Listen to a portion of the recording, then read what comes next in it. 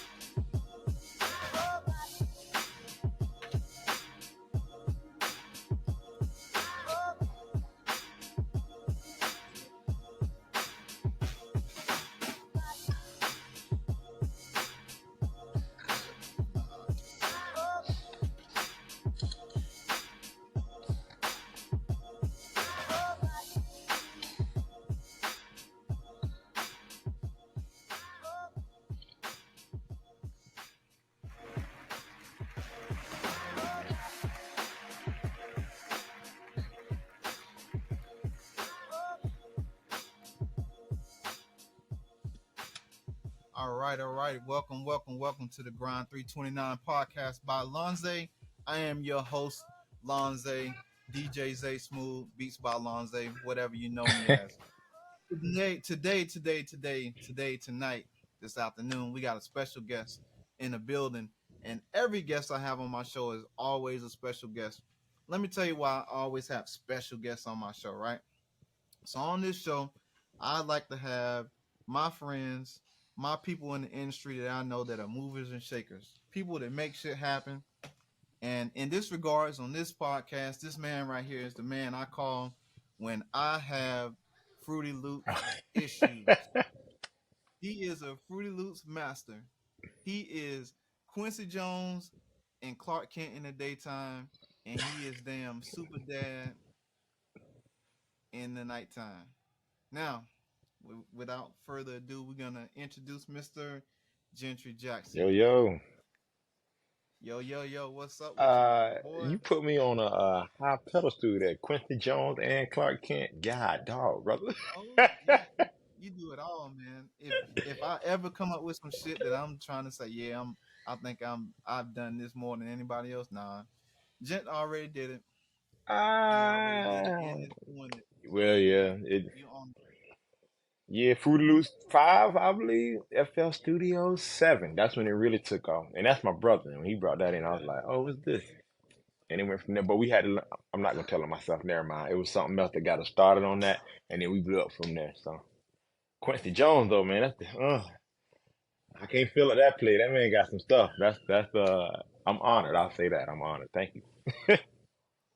Yes, sir. You a drum master, man, and you're just a musical prodigy. So Yeah. I like to talk to you and pick your brain on music stuff and dad stuff and life stuff because you have a great outlook on life. You're very you're into your spirituality, Mm. your Hmm. religion, your family. You're really close with your family, and um, that's kind of similar to me. So we kind of like have that in common. So that's kind of how I think that we kind of gel a little bit. Um, how we met. I think that your story of how we met would probably be a little bit different than my story how we met, but we do have a few common denominators in the mix that kind of tells our story about Hmm. how we met. So I'll let you tell in your own words of how we met. I'm gonna say my brother and Monique, the Duchess. They told The me twist. Monique was really the one when I first heard about you because she was always like, I think it was the program we was using. Ooh, it's gonna tell them my age. It was Reason, Propeller Head, and I was struggling to get sounds, and she was like, I know somebody that's probably got all of them, and I was like, who is this person you talking about? And she was like, my boy Lonze, and I was like, okay. And from there, it's just been word of mouth from them. And she would just show up and be like, here it is. And I'm like, that's it? Dang, this brother got a whole bunch of stuff. And then I think it was the visit that my brother and Monique did. Well, they made a trip up there. And then he came back just talking about all the stuff you had and what he did up there. And I was just like, okay. And I think we touched bases through phone conversation, and then from there it just took off from there because you had a lot, and I was just like you said earlier, the common denominators. We just had a lot of things in common. I was just like, oh, there was more to you than I expected. I'll be honest. I was just like, oh, he does all of these things, and then when I saw all of your platforms and stuff like that, it just grew. And then next thing I know, we just started talking about the production side because that's where I was struggling and mixing. And then you started just dropping the jewels on me, and I was like, oh. And then at the end of the day, we just started our relationship of exchanging information, and from there it just grew. You're more so on the music side than I am, though. Well, music production and getting it out, marketing and all of that. Like you got a lot going on, and I'll give you kudos to that. Where I'm just a person that's got all this stuff that is hesitating and still going, not right now, not right now. It ain't ready. But when I do, it's gonna be a flood, and I don't think I would ever be able to stop because the new information and the stuff that people are doing now, they sampling a lot. So I'm just like, oh, let me see what long they got going on, and then like podcasting, I'm like following your trail, and you leading the way, and I'm just like, oh, okay. And from that, pretty much how I recount how we met and have grown this relationship we got so far. So how do you feel we met? Appreciate that. So my story is a little bit different, but almost on the same road. So as you spoke earlier about Monique the Duchess, Monique the Duchess was an Mm, artist that I was managing and producing for, recording, engineering at my crib, and we had been working for a couple of years or whatever, and then she had told me and the group and a couple of artists that I had that we were working with in Jacksonville, Florida, mm, said that there was this club that showcased new talent and artists and had open mics, and that we should go out to these places and get on the open mics. So I'm like, bet. So we went to I think this was Poppy Love Smoke, I believe. oh yeah, yeah, yeah, yeah. And we were in Poppy Love Smoke, and they had like live artists and live bands, and I never forget. I didn't know that it was you on the drums until like years later, but we were in there like, man, this band right here, Ah, this band is crazy. And Duchess had got on stage and she had just ripped the joint with a band. yeah. Like they didn't even play her CD with her beat on it. They played the CD with her beat on it, and then you all followed behind the CD playing live, and we were like, man, that band part of the show was like just crazy. Then later on down the road, when she met your brother, when she introduced me to your brother, Hmm. and then I was like, wait a minute, that's and it started all coming together. Like, okay, that's his brother. Yeah. He was playing the drums at blah blah blah, and then it's I like, didn't yeah, even know you was and there. then yeah, then your brother later on down the line told me that, hey, because I knew he dabbled in Fruity Loops, and he was like, hey, my brother, if you got questions about how to do this and that and the other, if I don't know it, my brother know it. Yeah. So that's kind of how I kind of got my my tentacles into your profession and what you do. And Painful. I really appreciate you, because anytime I call you, you don't like withhold information from me. I try to You pour it always in. like Yeah. It's put me on yeah, game and like try to teach me. And like right now I got Fruity Loops loaded up right now, Fruity Loops 21 I yeah. believe, and it's kicking my ass. Cause But anyway, they keep we're here to upping talk up about stuff though. Fruity They always updating stuff, and it's Loops. like I can't even keep up. I'm about to revert back to 12. Just be like, I know all that. I spent a lot of time on that, so let me go back to that one right quick. This is something crazy, right? Yeah. Long time ago when I was on Fruity Loops, whatever it was, way long time Hmm. ago, I can bang beats out. I can get in there. I knew the workflow. I can do whatever I need to do. Now I can't even make a beat in 21.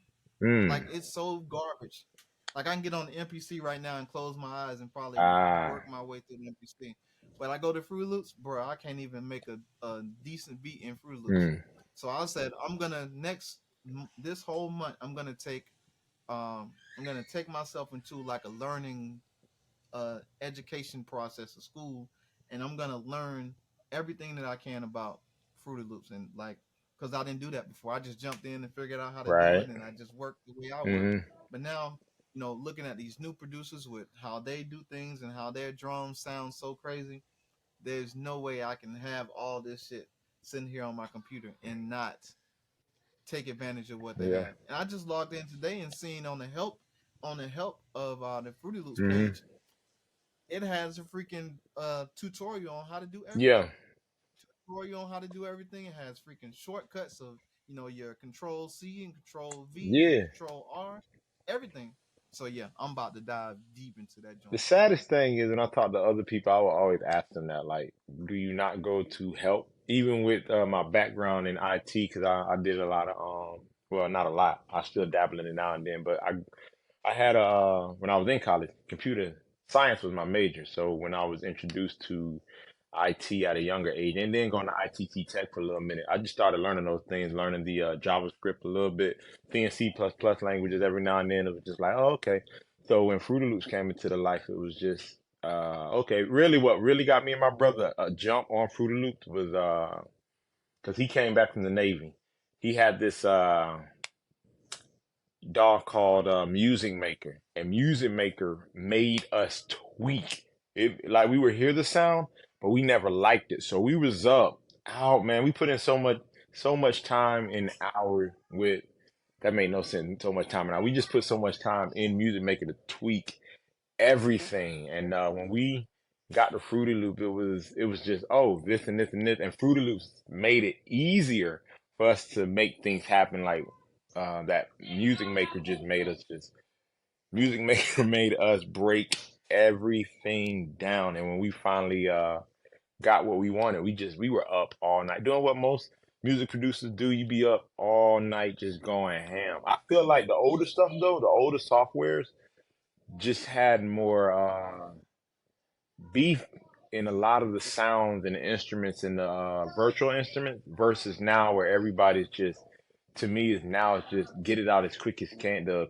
sound quality is not the same because you could feel it when you go on Fruity Loops on Mac versus Fruity Loops on Windows. It's two different feels, and then you could Yes, feel the two different difference two like different 12 and 20. It's just a different thing. And not complaining, FL Studio. I'm not complaining. I am saying though, you could just feel it. And a lot of times, I got maybe I know for a fact I'm looking around my music room now. I got one. I can name three different computers that have different versions of it.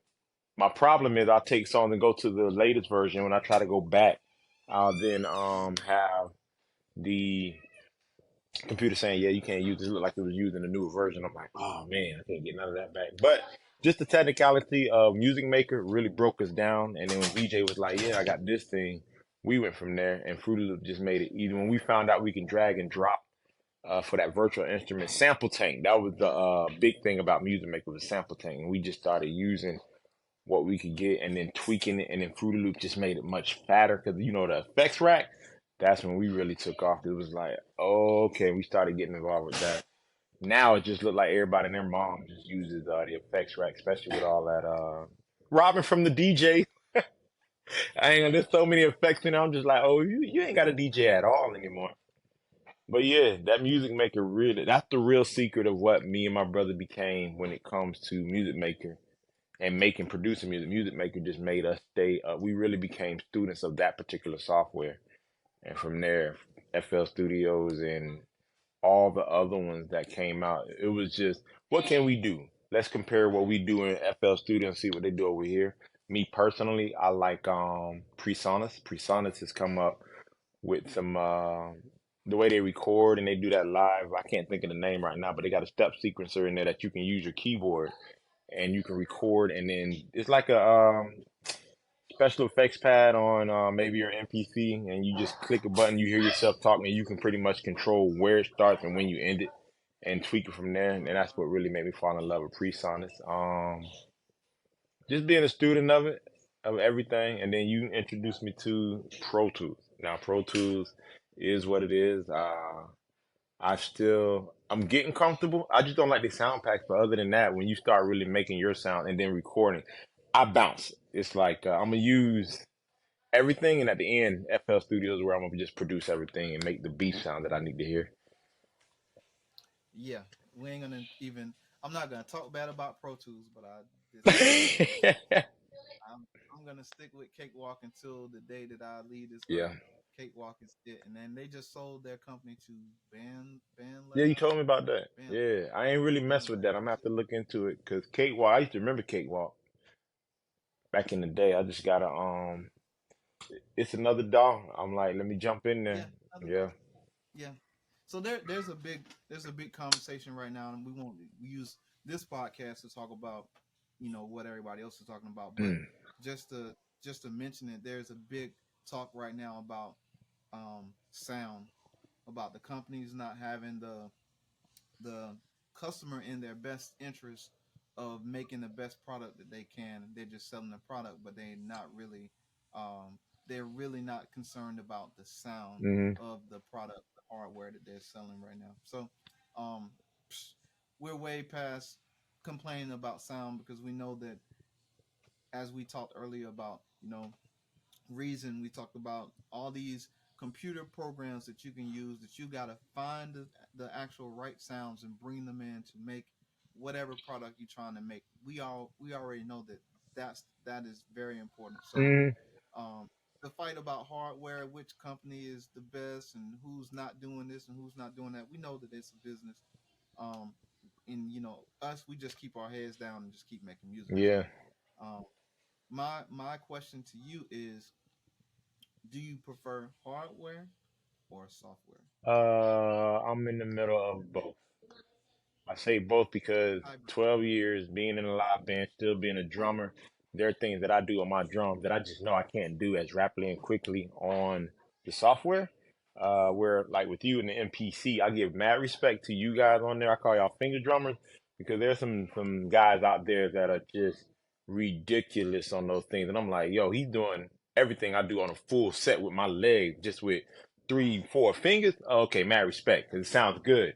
Yeah, But I'm in the middle of both just in case. And I say that only because I've ran into issues where electricity got knocked out and I lost everything, where I can just get my phone, put it on voice recorder, and then play what I'm playing on the drum. And then I always have that. And with the technology that are on the phones now, you can beef up what you want and get that clarity sound, and then take what I did on the drum and then just drop it into the software to say, okay, that's what I did. Let me go here and do these things. So I'm in the middle of both. I try to favor both of them, just to have the yin yang effect. But if anything should come down, yes, I will always favor the hardware for the most part because it's too many things out there in the real world that allow us to record anything and save it. Where with the software, anything can happen, and these consistent updates. They change things, and it's just like, no, I like what I had before. And now I get lost with some of the stuff that the new interface or how they change. And it's just like, yeah. So in my mind, I just started saying, let me keep both of them because there are times where I got the Are you hardware and I'm familiar? like, oh, the software would have did this better. Are you familiar with? I know you work a lot and you probably don't have your ears always open, but this is where I might have second guessed you again. Okay. Have you heard or have you seen of these producers that are doing the speed recording and producing on Fruity Loops? Speed recording. Yes, like they go in, they take like 5 minutes, and they can make like a 60 track arrangement in like 3 minutes. Like they just go in and Uh, they're just clicking I'm, I, they're clicking the mouse, they're yeah. copying and pasting, they're moving and shaking, and then boom, in 5 minutes they got again 50 tracks and an incredible arrangement. There's like a huge group of people that's doing that now. You should check it out. It's gonna blow your mind. Like It you have to. necessarily doesn't, only because me and my brother used to do that. And to me, Mm, they have created templates. They have their own settings and they know their sound. So it makes it very easy to go in because you can, and then at that, you got to look at what they use. Because if you look at, if I get into it, the first thing I'm going to look at is Are they starting off with an empty template? If it ain't empty, then I know for a fact that's how they're pushing it out. And then I'm gonna listen to similarities, meaning if they're making a track like what impressed me. No, to answer your question, I haven't heard of that. I'm very sure that it's gonna be popular because me and VJ used to sit down, we started doing stuff like that. We were able to go in and just start saying, okay, I don't want to spend all this time. I want to just go what you said, 3 to 5 minutes. And it was very simple. I mean, when I look at what we used to do back then, and we talking what 2007, 2008. I just think because of where everybody's at, especially with drill beats, it just makes it simple. And then technology now, a lot of people have presets made. And then to go back to what I was saying, if it's not an empty template that they're using and they're starting in 3 minutes and getting it done in 5 minutes, different ball game. But if they got their template, then yeah, I can see that. And then I'll just be like, okay, they did this, they did that, they did this. And then I would just look at what genre are they using this in because I know for a fact you ain't gonna do that with blast beat. You're not gonna do that with rock and roll because of the count. Everything switches, and if they're doing it with that, yeah, now you got me on that. But if we talking just hip hop and all of that, there's too many, and that's where I go back to the DJ. It's too many things that you guys do, and when I say DJs, I'm talking the ones with the real vinyl, the ones that were doing things. 'Cause everything we're doing now copies what they did with their hand, just switching and doing all of those things. So I won't knock it, but no, I'm not surprised that it's here. With the young talent, it's a lot of young kids that their mind processes things fast. So I'm sure that became the thing for them, and then everybody was just like, "Yo," and they ran with it. You know how I go. A wave starts. I would just be looking at if they're doing it from an empty template. If they're doing all of this great things with an empty template, then you have a different ballgame. But if they already have some presets and all of that, can't knock that. That just tells me they did their homework and they know their sound. They said all right, and then they just go and go and go. Uh, Same thing. I will be impressed to see that because then if they have their own template, my mind is going, what's their style? What's their genre? And I ain't gonna lie, if they come in and they bring some Mozart and they flip that to hip hop and add another genre, if it's more than one genre, then it's a different ball game. But if I'm hearing the same thing, I'll be like, oh, okay, they have a preset and they're stuck in that lane. They don't have an open mind and just go in. Then it's different. Or I might have to look at who all you're talking about because if it's not just one producer in one genre, my mind right now is closed on targeting one group. It's like, oh, I can see what happened here, but I'd have to take you up on your look at all that's going on, and then I'll make a I'm gonna decision. share. I'm gonna share some links with you tonight. Okay, it's wild. You're gonna some of them you're gonna be like some of them you're gonna be like, okay, this is just here's the deal. This is what I figured out about them. Okay. They know their equipment. Mm-hmm. They know their sounds. They know where their packs are located in their Yes. browsers. So they don't have to go through and audition 1,000 sounds to figure out what they need. They know they need a hi hat, a clap, a kick, a 808. They know they need those things in the Tempo. project. Okay. So they know where to find those automatically in their computer. So bringing those in are very, very simple and Yeah. easy. Um, then they know exactly where it hits on the one and the three, Yeah. or wherever it hits on that they know that. So they automatically know how to place it into the browser when they're making the Right. beat. Right. So that makes it easy. Then they're copying is repetitive. You're copying and pasting. Instead of now you got five bass drum kicks. Now you copy it and make it 10. Now you copy 10, you make it 20. Mm-hmm. Now you delete the ones you're missing. So it becomes, it's one of those things where they know exactly what they need. They've done it so many times and it's repetitive Mm-hmm. that they're able to make the beat that fast. Yeah. And in my brain, I'm saying I know that it is possible, but I'm like, damn, if I can get that fast, I can't even. Most times, I'm like looking at the browser and like, where is the okay tools Ah. is Yeah. here. Yeah. Yeah. Where's the pattern? You know what I'm Mm-hmm. saying? But them guys, they just know it.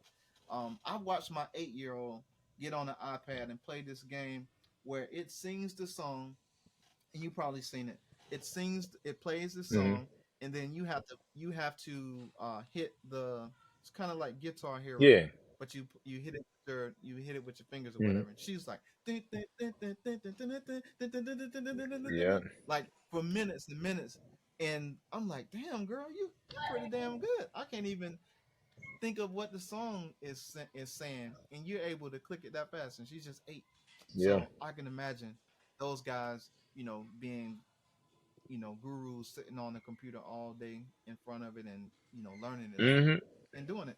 I'm gonna send you some links, and like you said, you're gonna look at it, and from your perspective, you may pick some things apart, but I think there's some things in it you're gonna be like, damn, these kids is onto some. It's like a video Yeah. game. They're onto something. Hmm. Um, so you are one of Jacksonville's finest. Unknown. Um, I ain't out there like that. and that's I stay background, and then, like I said, once I finally say and produce out there, it's a different ball game. Right now, I'm just that's like, the good thing mm-mm. about that's the good thing about you, because see, you ain't on social media blasting, hey, I do this, I can do this is what I'm capable Mm-hmm. of, blah blah blah blah blah. You're not in the mix like most people. Like, you have this, and we I've talked to you about this before, Mm-hmm. and I do got a bone to pick with you, but I've talked to you about this before. You are capable of teaching master classes Mm. of how to perfect this program. Yeah. I've sat in the class. You might not have known that I sat in your class, but I've sat in your class and learned how to do things just by you sending a simple 1 minute video on how to do blah blah blah blah blah. This is how you get out of this trouble that you got into. Mm-hmm. Um, so you're capable of doing a lot of things that a lot of these guys right now are, charging 500, $300 for people to take the classes just to learn how to cut on Fruity Loops. Um, and you're one of those guys that you ain't gonna go out and brag and say, hey man, I got 20 years in the game on Fruity Loops, blah blah blah blah. Mm-hmm. You just say, hey, those guys are good. Um, and the reason that I say that is because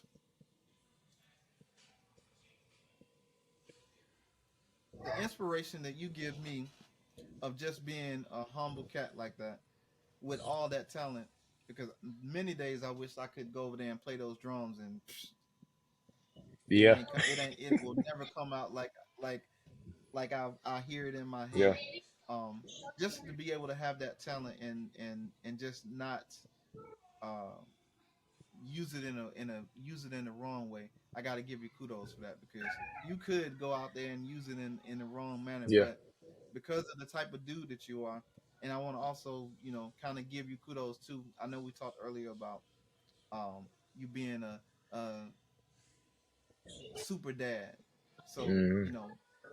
having you know that relationship with your kids. I watch you, online playing football with your daughter and teaching your kids how to freaking cut trees off of a roof Yeah.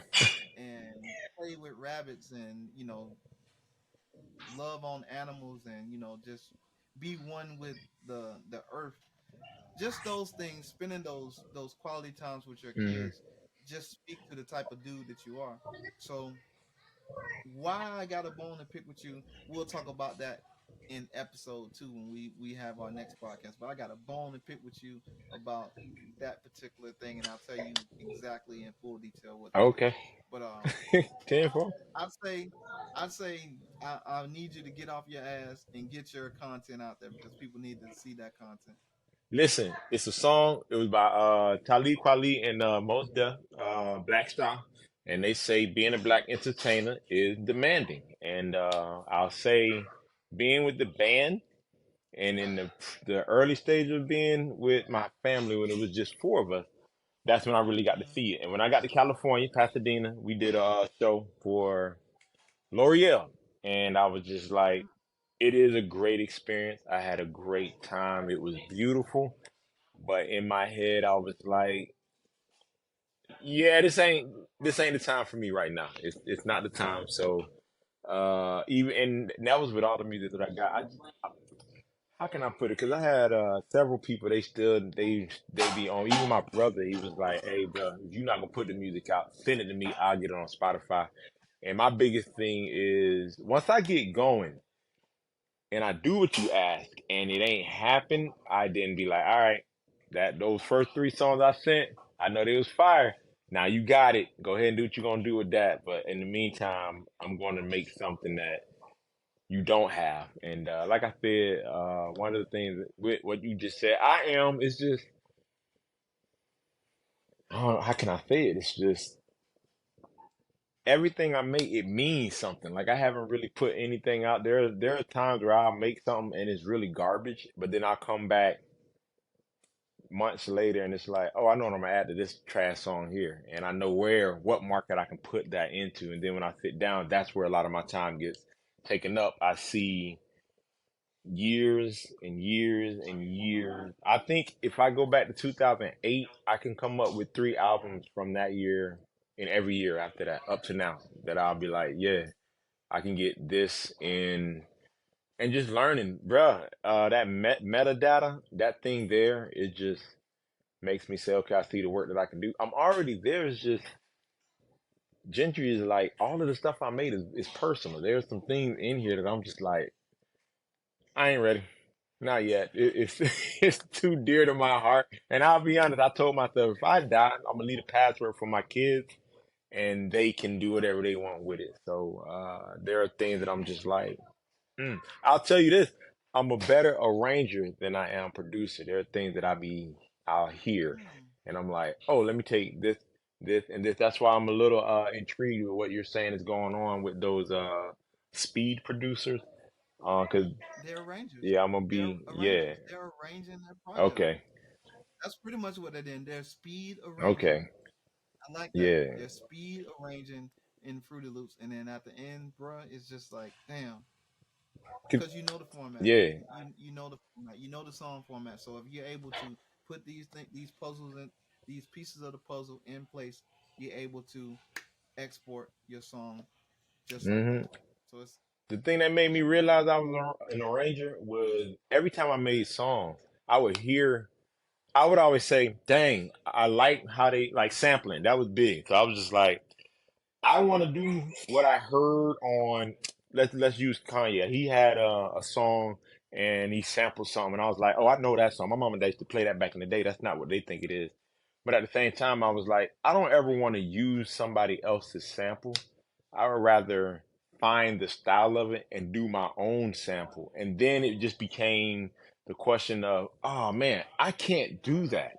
So what can I do to make that happen? So then I started saying, all right, if I can get in the same style and learn that style for that particular piece that I'm doing, Mozart, let me see what I can do with Mozart. Let me run that.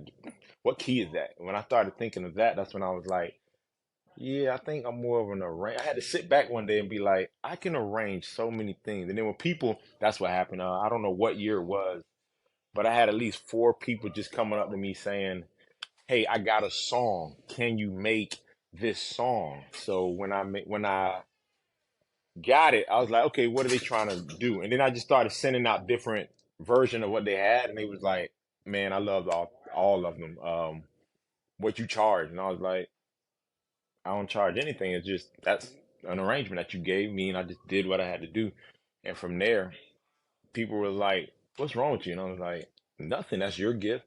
You gave it to me. I arranged it, and I gave it back. And now you making whatever." I know two people that have taken something I arranged, and they made some money off of it. And I have no problem with. I didn't get paid for it. Didn't want it. I just like they're doing what I said I don't want to deal with, and to see them doing their thing, I'm like, cool. And then to go back and just be like, that's my arrangement.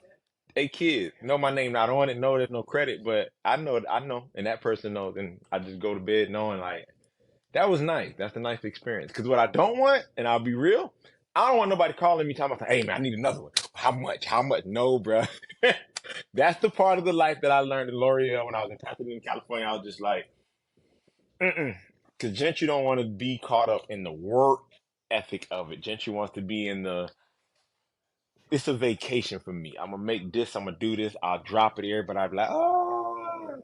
And I'll be like, yeah, that was nice. And they be like, hey, can you come out and be on the festival? No, I like the little chump change I'm making off the streams. I'll be all right. And then people be like, who is this guy? I'm like, it's me doing what I do. That's why when you said Jack me with fun, I'm like, unknown. And I'd rather be that. And then when people see it, it's like, I didn't know he can do all that. I'm like, oh yeah, I can. I would rather teach and be the professor and watch them, hey, you go do it.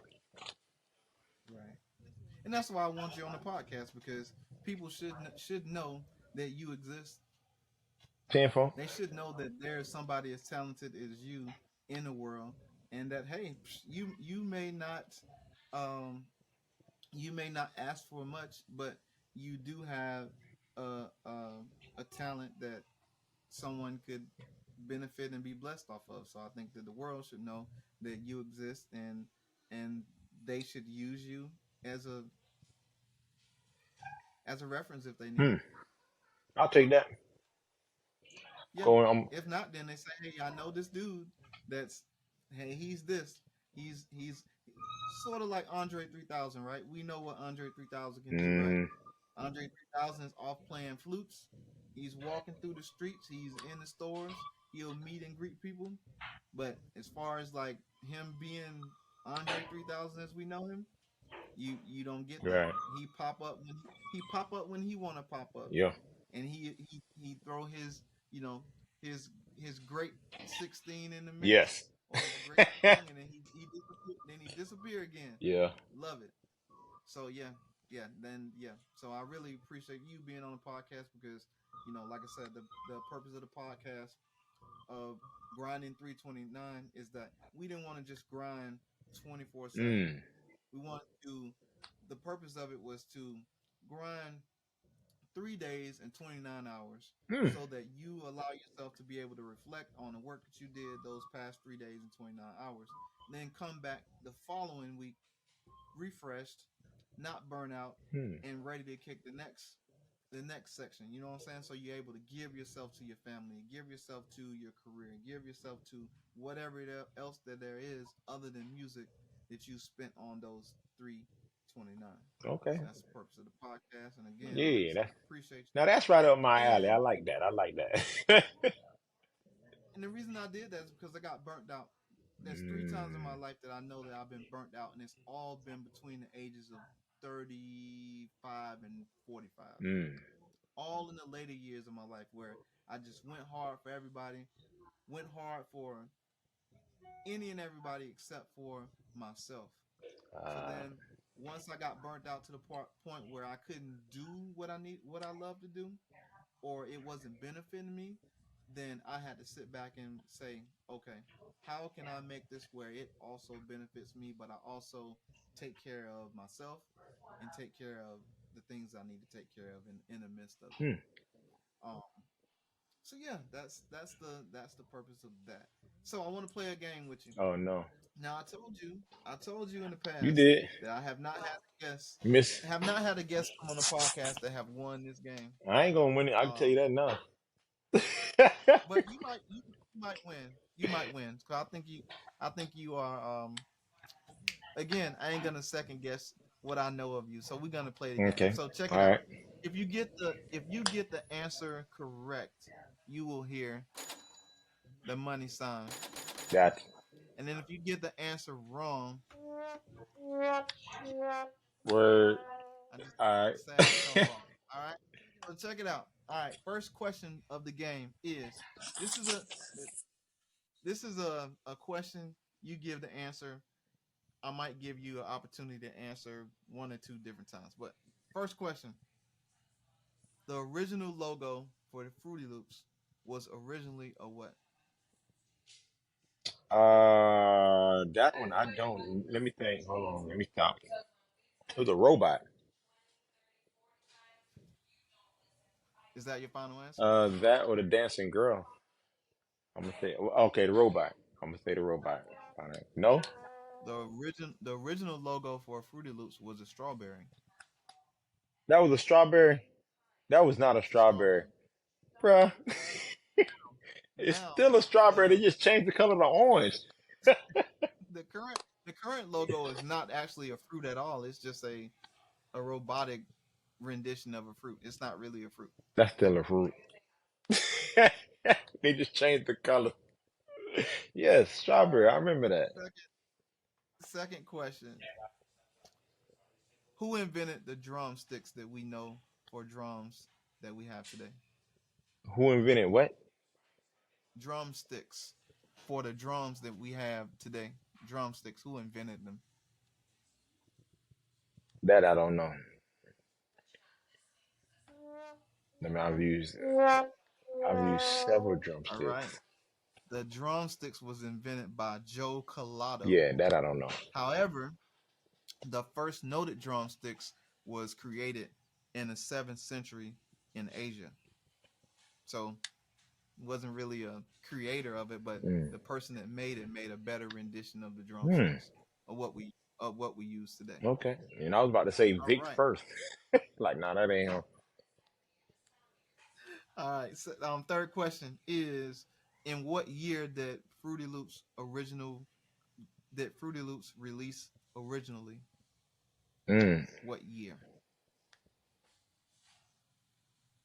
Shoot. So when I was introduced, it was before 2005. So I want to say I'm gonna go with 2001. 1998, All right, but 2001 is where I'm more like 1998. Where did you get 1998?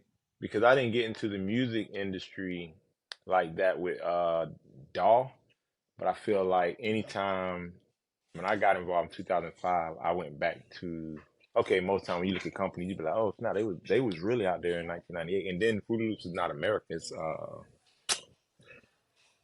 in a whole nother country. I can't remember what country, but I know I'm thinking 2001, but I'm saying 1998. You saying when it the first original? Yeah. 1998, April 26, Okay. 1998. It was initially released. Can you believe that? 1998, No, dude. cause I just go ahead. I graduated high school in 1997. Okay. I figured 1998 only because T-Pain when he fell in love with that's how he started getting involved. But 1998 is when a lot of stuff was happening. And you gotta remember, I was already in the computer, so I was reading a book called a magazine coming out called Popular Science. I don't know if you remember that. That was back 98 time. So Yep. that's LimeWire and all that. All that stuff that was out like that, yeah. You started seeing certain things, and that's why I was like 1998 because I remember seeing that and another the first one. The first one that I remember seeing was it was WinX. It was a Windows thing. It's called WinX, and that's where I first learned how to remove the background music off. Hey, yeah, when that song came out, it was something called WinX or something like that, and I removed the music from behind it, and I just had Andre 3000 singing "Hey Yeah" with all the vocals and all that, and I was like, okay, so that's what made my mind think. Nah, I'm thinking 2005 when I was introduced to it, so it was probably out 1998. That's what's up. You Yeah. got it. 1998. That is the answer. Okay. Are you following the NBA Finals? Heck nah. I stopped watching the finals since Jordan left. Last time I watched basketball. Yeah, cause that's my team. And then okay, let me stop. Miami Heat when they had LeBron, I was watching that when he got swept by the Spurs and all that. But as far as 2000, I'll say probably 2018 is when I was just like, all right, I'm done. Man, you're like you're too smart. So my next question for you in the game was, when was the last time there was a sweep in the NBA? 2007. 2007. That is correct. Yeah. I. I hit the wrong one. Oh. 2007, LeBron James got swept by the San Antonio Oh Spurs. yeah, yeah, yeah. So That was the last time I remember that. that is crazy. I hadn't watched um basketball in probably about the last about 2 years. I'm a big Curry fan. I Hmm. like when the Warriors had Andre Iguodala and Yeah. had that big group. Hmm. Um, That that before that LeBron, early LeBron and the Warriors. What do they call that? That rivalry. There you go. Yeah. But you gotta Crazy go stuff. back further than that. You gotta go back with Paul Pierce and the Celtics, man. That was the crew. That was like they was nasty because you remember who was giving the Celtics a hard time before they started messing with LeBron? Oh, the Pistons. Chauncey Billups and all them. That it was Celtics, Paul Pierce, Chauncey Billups, them boys was that was damn, what year was that? Because I might be lying to myself about the finals. Because now I'm telling on myself a little bit. But if it was 2018, yeah, that was the last time I saw it. Other than that, Well, you're better. Yeah, you're better than me. I haven't watched the game in so long, bro. Like once I figured out that they were just there to keep money in their pockets and keep people in the yeah. stands, I kind of lost the love of. Actually, a little bit before that, when I stopped watching basketball, when the players started trade going to different teams so Ah, much, yeah, that took it out. that that that took the love of it out of the game for me, and I Money just stopped chasers. watching it. Like, yeah, everybody want to blame LeBron and Chris Bosh and D Wade. It started way before that. It started when Jordan and them boys was done when they split the Bulls up. Because you got to remember, the Spurs picked up. So they had so many. They had Robert Ory. They had Steve Kerr. They had so many players over there. And then the Lakers. Oh man, before Kobe and Shaq and them left, they had Gary Payton and all them boys, and then they left and went to Miami. So it was happening way before then. Yeah. They what started that? I feel like what started that was when Penny Hardaway and Shaquille O'Neal and who's the other one? When that happened, and then the Supersonic, there was another one, but that wasn't them bringing people in. That was them just having a good draft and getting players, role players in position. But then they just started thinking, yeah, we can just get this person and give them a check. So you right on that. I agree. What do they call that now? They got a name for it when people leave and they leave instead of being the person and creating a dynasty, they just jump. They doing what Kevin Durant doing because he do it a lot. He bouncing It's from, like oh, I don't. Y'all it's like had the squad. Like, look at every team Kevin Durant have been traded to or signed with. It's a bunch of all stars on the squad. It don't work out, so he go to the next. Look what he did with Phoenix. I was told I didn't even know he got traded to Phoenix, and when he got knocked out the first round, like, what, the number one seed, and they got knocked out. So it was like, okay, that's what it is. Okay, that's what it is. But I don't like it. You right on that. And speaking on that, the NBA doing that, and then you got the transfer portal in college. Like at a mm, drop of a hat, these young men are just, all right. Okay, okay. Before I don't want your podcast to get backlash because of what I'm saying. I'm gonna say it like this: I'm not a big fan of it only because it just gives people the ability to be like, it ain't working out. And then you're going to see it. Somebody's going to transfer to another squad, and that school that they left is going to become a dynasty, and they can't go back, and they're going to live with regret for that. That's the story I'm waiting to see when they do that, and it's probably already happened, but they probably ain't put it in the media because I don't know. But those two things right now, I don't like the transfer portal, and I don't like the mega NBA, whatever they want to call it. I don't know the name or the term they're using as having people that are just leaving. And the sad part is, it just shows you, no, that's not a sad thing. Let's be real.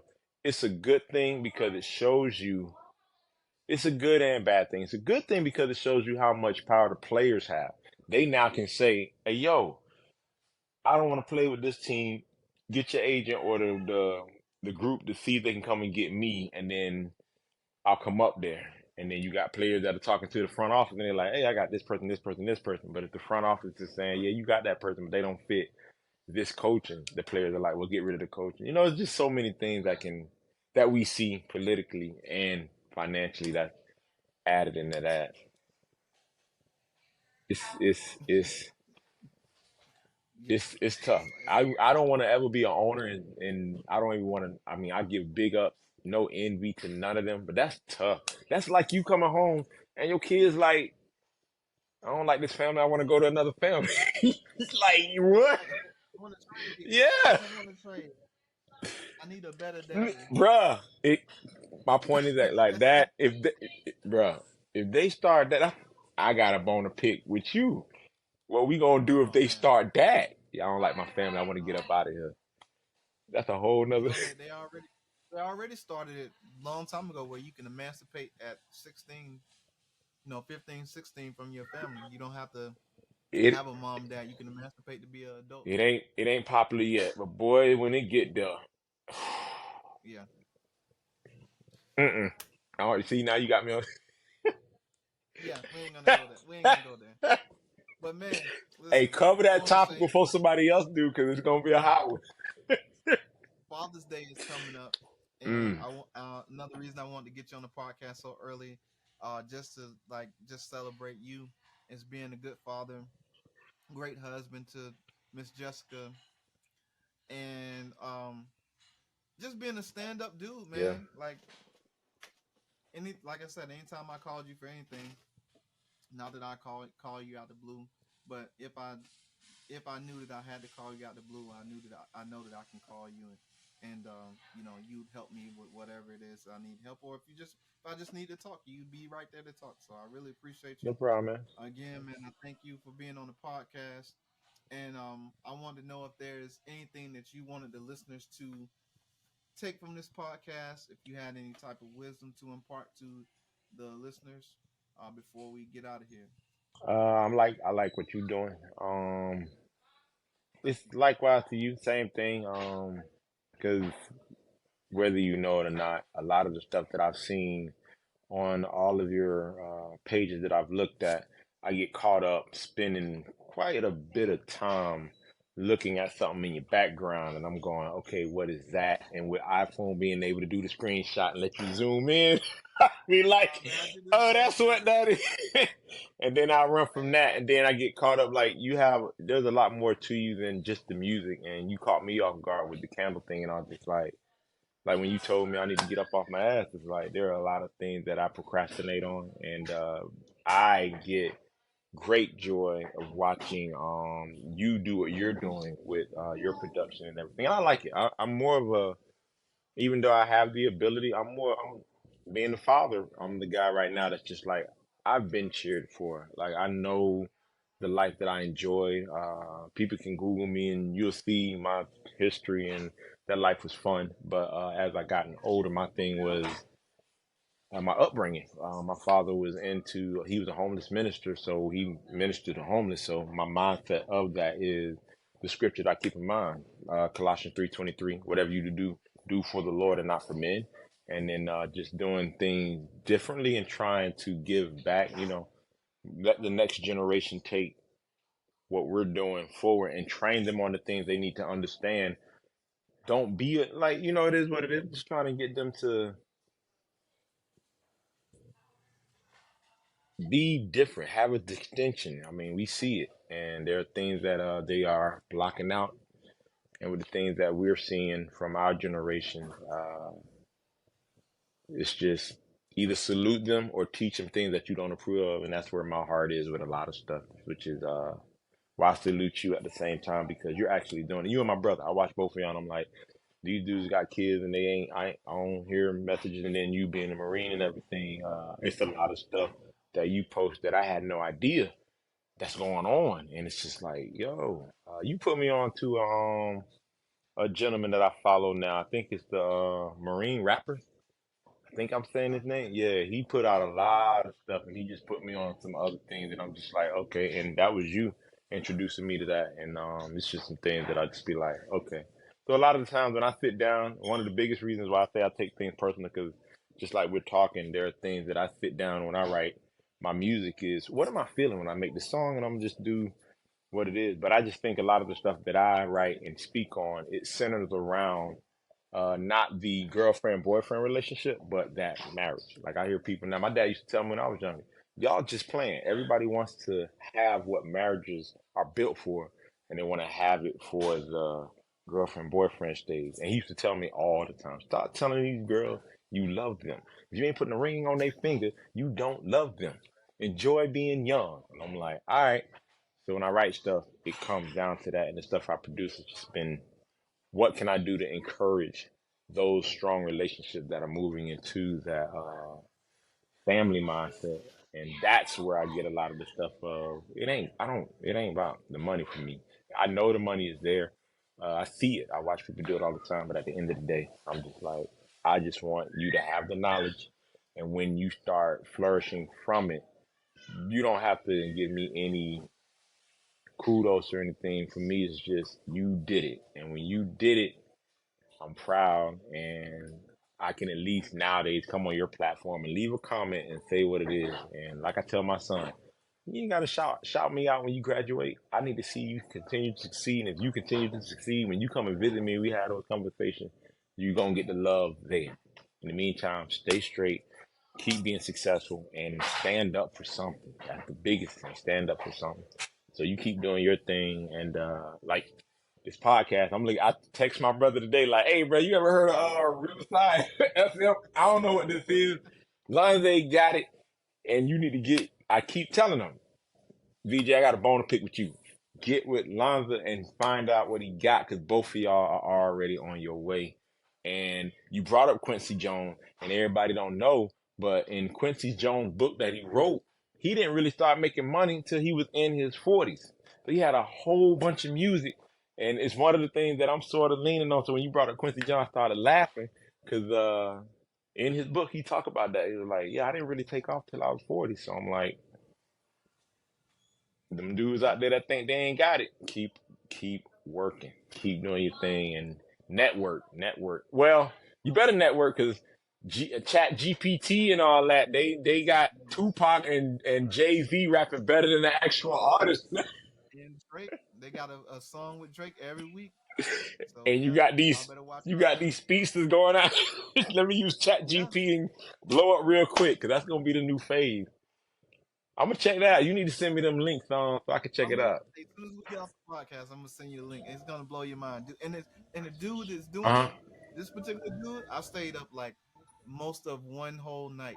Like I went to bed and I didn't go to sleep until like 5, 6 in the morning. I went to sleep watching his videos. Like he is a he is a super producer. Like Okay. he is a real classically trained artist, but a super producer, bro. Okay. He's really good. But he's one of those dudes that I just came across by accident. Mm. But I had already saw other people doing the speed thing. But I came across his by accident because I was doing my YouTube research, Yeah. Yeah. and he's hard. Okay. But again, man, appreciate you. Thank you for joining the podcast, man. Tell your wife that I appreciate her lending you, giving this time to be on the podcast, and the kids, man, tell them thank you. And y'all got to come to GA, and jump in the pool, throw some on the Yeah, grill. we on You know that. what I'm saying? And Me and her already got that we got to do pre-plan. I it. already told her, hey, we got to get up there and give it this dude the plants. Like I told you, you're not in competition with me. My wife is the one Right. that's got the garden, Hey, the animals. I'm just building the ark to hold all of it. that's another thing I want to say. A lot of artists that are married and in relationships, the spouse is the ones who are picking up the slack and allowing us to get out here and do this Yeah. this thing. You know what I'm saying? They're the ones who supporting us in the background, is making it happen while we're doing podcasts or we're making music or we're on phone calls. They're taking care of the other responsibilities while we do what we do. So Hmm. salute to those ladies and those spouses and those significant others that are standing in the spot, and we appreciate y'all. So again, this is my man Gent Jack. It's episode 7 of the Grind 329 podcast, and we are out of here. 10-4. Follow the Grind 329 by Lonze Podcast on YouTube and Instagram. Type in that Beats by Lonze. Hope you've enjoyed the show. If you'd like to sponsor the podcast, contact us at z2001@gmail.com.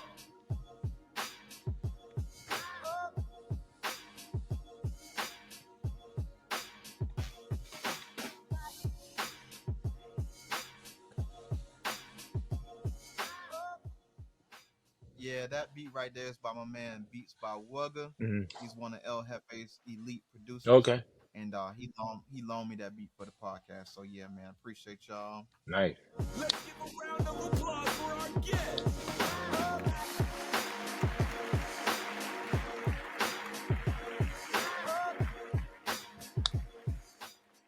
Yeah. So we out of here. Peace All right, out, bro. my man. No Appreciate you. problem.